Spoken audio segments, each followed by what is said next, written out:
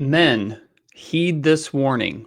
Hi, I'm Mike Mason. This is the Immortal Combat Podcast. The Immortal Combat Podcast is a podcast arm of Very Christi.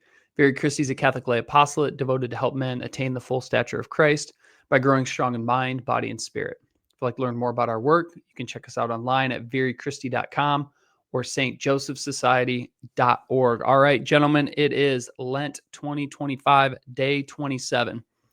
And the reflection I have for you today is men, heed this warning. Okay. Now I'm going to keep this reflection somewhat brief. This is probably a theme I'll return to in the future and unpack in greater detail.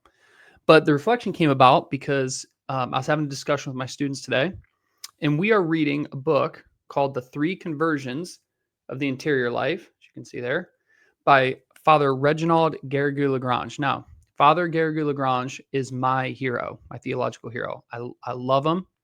He is, and for my money, the greatest theologian of the 20th century. His books, as you can see behind me here, this section right here is all Garrigou-Lagrange. I have more than just that. He was a great Thomistic theologian, and I believe it's uncontestable that he's the greatest spiritual theologian, definitely of the 20th century. So excellent. I've learned lots of things from him. But he has this little book right here, Three Conversions to Your Life.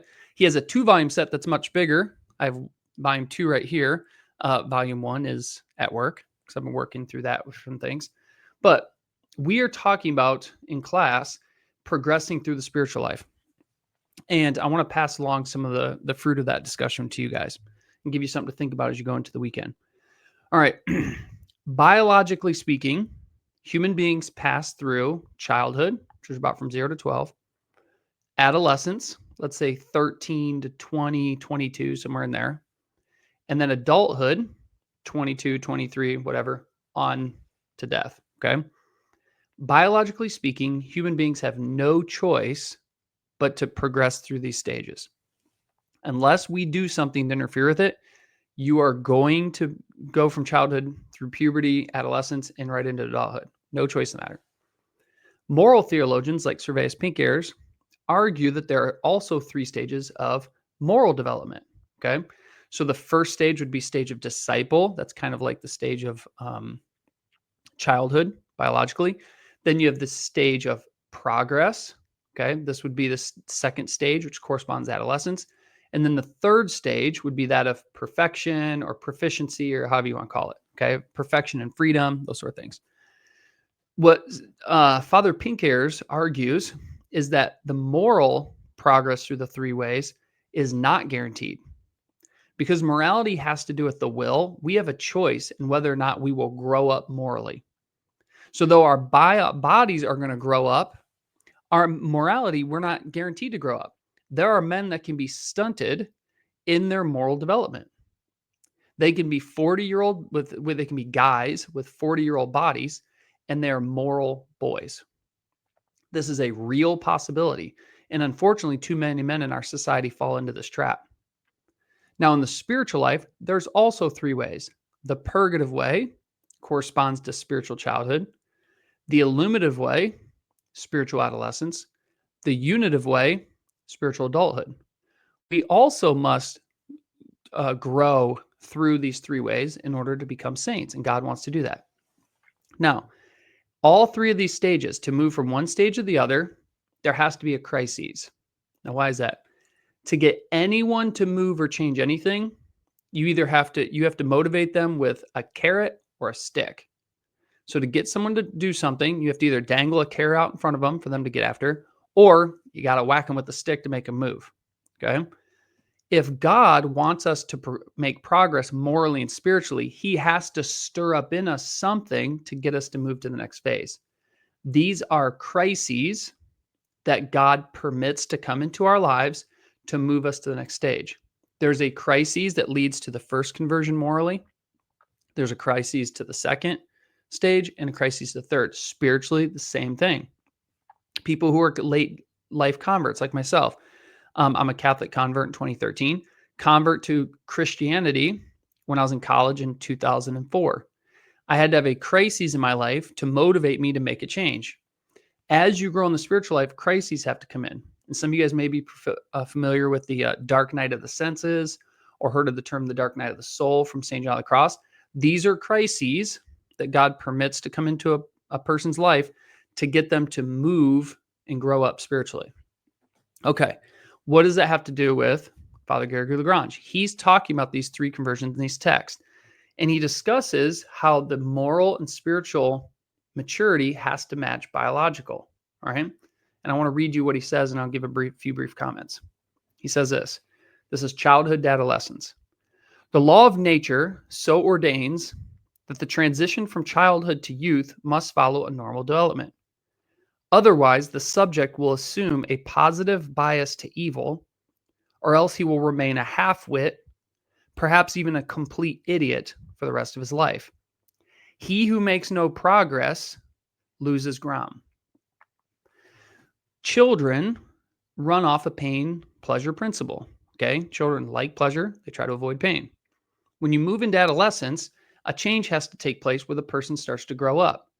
When a child refuses to enter adolescence, okay, they refuse to morally grow up with their bodies, they have a positive bias to sensuality.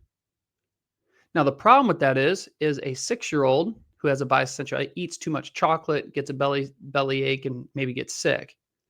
A 16-year-old who has a positive bias to evil, his pleasures are a little bit higher. He desires things like alcohol and sex and things like that. Those are far more destructive. And so if a person does not progress morally, they become stunted in their growth. And because the pleasures change with the body, so does the destructive nature. So the morality has much bigger consequences. And so you can get guys who don't make progress. They become addicted to pleasures. They don't grow up intellectually. They don't grow up morally. They get stunted. And as he says, he doesn't parse words, they could be a complete idiot their whole lives. Men, if we don't make progress in our spiritual life and moral life, we lose ground. There is no neutral. It's something I've said in this podcast in the past. I'm going to say it from here on out. We don't make progress, we lose ground. There is no neutral in the moral and spiritual life. He goes on further. It is at this point that the analogy becomes illuminating for the spiritual life. We shall see that the beginner who fails to become proficient, that's beginner's the purgative way, proficient's the illuminative, either turns to sin or else presents an example of arrested spiritual development. Here too it is true that he who makes no progress loses ground, as the fathers of the church so often point out. Men, we must be making progress day in, day out. Doesn't have to be giant leaps, but we need to be making progress each day or we will lose ground. We can start, just like morally speaking, when someone gets addicted to their appetites and pleasures, we too can fall into those and become stunted in our growth. Now that's between childhood and youth. What about youth to adult? Let's pursue the analogy a little further.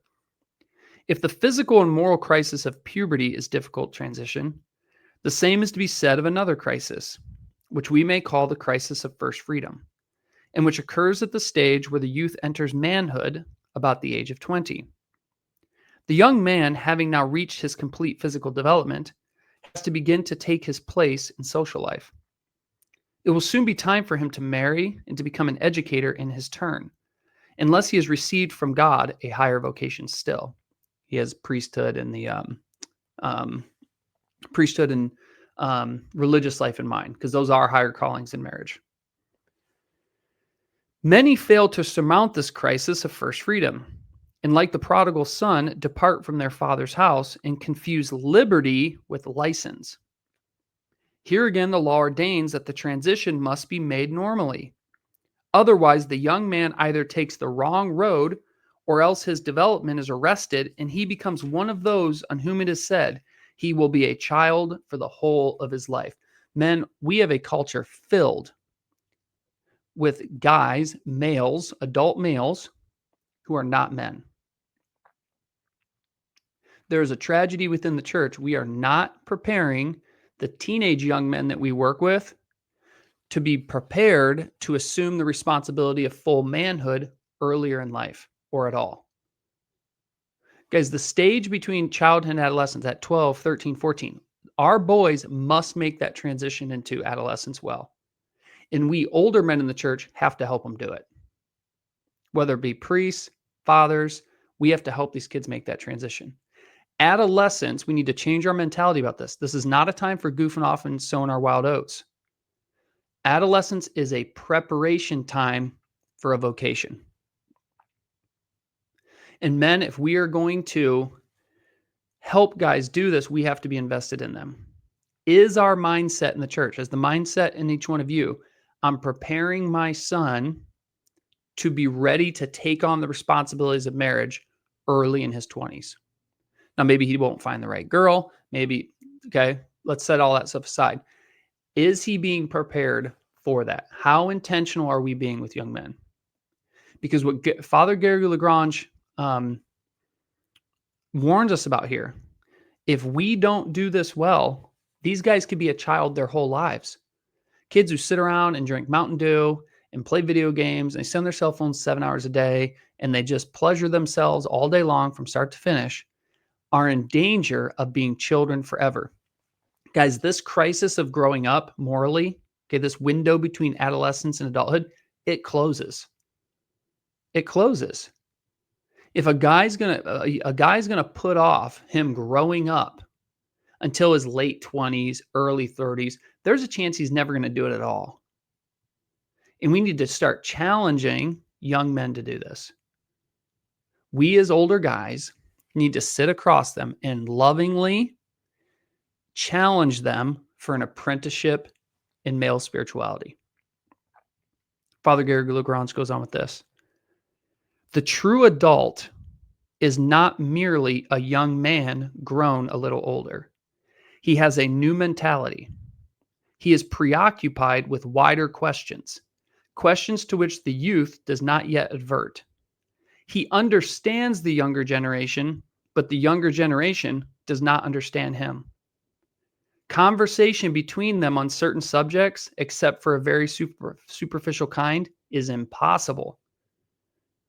There is somewhat a similar relation in the spiritual life between the proficient and the perfect. Proficient's the illuminative way, perfect's unitive. He who is perfect and understands the earlier stages through which he has himself already passed, but he cannot expect to be understood by those who are still passing through them. Listen, let me address the St. Joseph Society guys first. The reason why we need our priests to challenge these guys to lead our groups is because they have more experience in the spiritual life than we do. The reason why these priests who lead our groups need to challenge certain men within the congregation to help lead other men is because some men are further along the lines than the other. Guys, the reason why we have that build out, which is something other men's groups don't do, we start with the priest because he's the father of the men in his parish. And he should be hands-on, calling men, encouraging them, helping them to start growing up spiritually because he understands the path they're about to walk. And he needs to challenge them to arise from that. And men, those of you, as you start to grow, all of you in the St. Joseph Society group start to grow. What are you going to do to pass this on? And this is what challenged me to start Very Christy, is I'm looking at these young men who want an apprenticeship in true masculinity, but they don't have anywhere to look. And online's not the place to do it, especially social media online. We need men in our schools, in our parishes, to give young men an apprenticeship in spirituality. The young guys in my class, okay, when I challenge them, I teach at an all-boys school. What I challenge these guys to do, I say, listen, I understand where you are. Just like Father Gary Lagrange says, I know where you are. I get it. They don't understand us yet. The only way they're going to understand devoting oneself to a great cause, to marriage and family and community and Christ and moral principles, they can't fully grasp that. The way they will discover those truths is by modeling our behavior. It's through mentorship, apprenticeship. We need to invite these guys into this life and walk with them through it. Men, this work has to be done. Has to.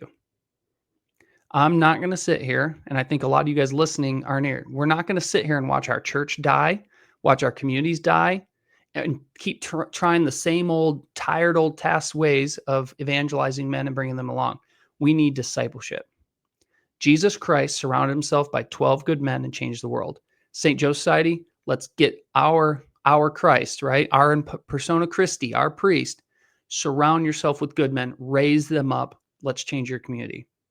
Men, we need to come alongside younger men, discipleship, invite them into a true adventure of the Christian life, help them navigate these crises so that they will become men. That in these 15, 16, 17, 18-year-old guys that we're not buddies with, right? We're not. As they walk through this and as we disciple them through these tasks, in 10 years, 15 years, they're shoulder to shoulder with us in our St. Joe's Society group. That's the work that needs to be done. And then that is what we are committed to here at Very Christi. Very Christi is our apostolate. We have two arms. Partner with parish priests, St. Joe's Society to raise disciples, men in the parish.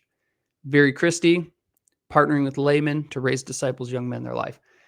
I'm firmly convicted that this is what needs to happen, and we could, in very short order, really start to turn around our parishes, our communities, and our local church for sure. I don't do these pitches often. I don't necessarily love giving them, to be honest with you.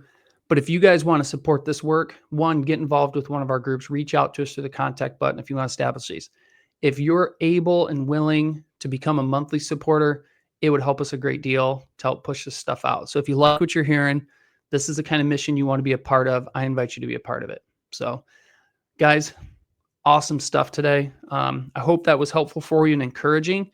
Stay battle ready in your disciplines in Lent. We are 27 days in. Let's finish strong, men. Okay, we got 2 weeks till Good Friday. Let's finish strong. Let's prepare to have a great Triduum and a very festive Easter Sunday. All right, keep up the good work, fellas. I'll talk to you next time. God bless.